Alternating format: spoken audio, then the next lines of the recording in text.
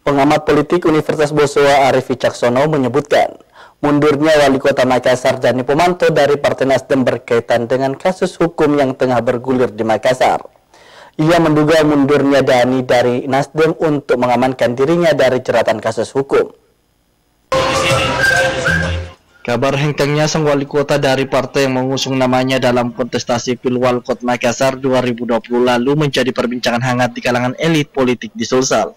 Wali Kota Makassar Muhammad Ramdan Pomanto mengaku memutuskan mundur dari keanggotaan Nasdem karena alasan keluarga dan politik. Pengamat politik Universitas Bosowa Arif Wicaksono mengatakan, Dani Pomanto adalah sosok yang cerdas dalam memainkan manuver politik. Hal itu terlihat dari beberapa kali dirinya berpindah partai, mulai dari Gerindra hingga sekarang memutuskan untuk meninggalkan Nasdem. Arif menyebutkan manuver politik yang dilakukan Dani tidak terlepas dari kasus hukum yang tengah menyeret namanya.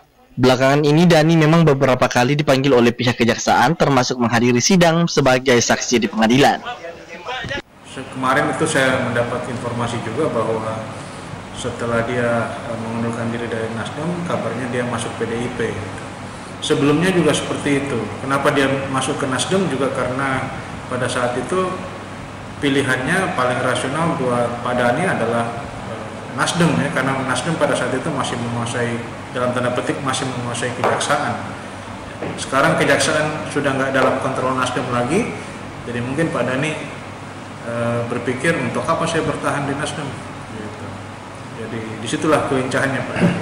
Yang paling terlihat ya, minimal dari frekuensi kedatangannya Pak Dani misalnya memenuhi panggilan kejaksaan ya, itu kan sudah sampai 2-3 kali kalau nggak salah ya.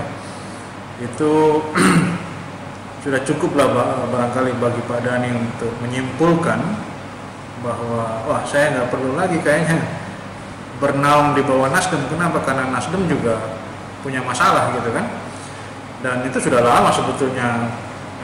Apalagi namanya tanda-tandanya yaitu ketika misalnya ada apa namanya kemarin itu ya, Anies Baswedan datang ke Makassar, ya tentu saja teman-teman Nasdem yang itu ya yang mau mendampingi gitu kan, tapi di sana tidak ada Pak Dani. Pak Dani justru pergi ke musyawarah rakyat yang dihadiri oleh Pak Ganjar gitu. Musyawarah rakyat yang didampingi oleh PDIP ya tentu saja. Nah, dari situ sebetulnya sudah terbaca bahwa arahnya Pak Dani, wali kota ini yang jelas seperti apa. Arif Wicaksono menambahkan, hengkangnya Dani dari Nasdem tidak akan berpengaruh jauh terhadap pemerintahan di Makassar. Meski Nasdem adalah salah satu partai mengusung yang berhasil memenangkan dirinya di Pilkada Makassar 2020 lalu. Wahyu Saputra, Selebes TV.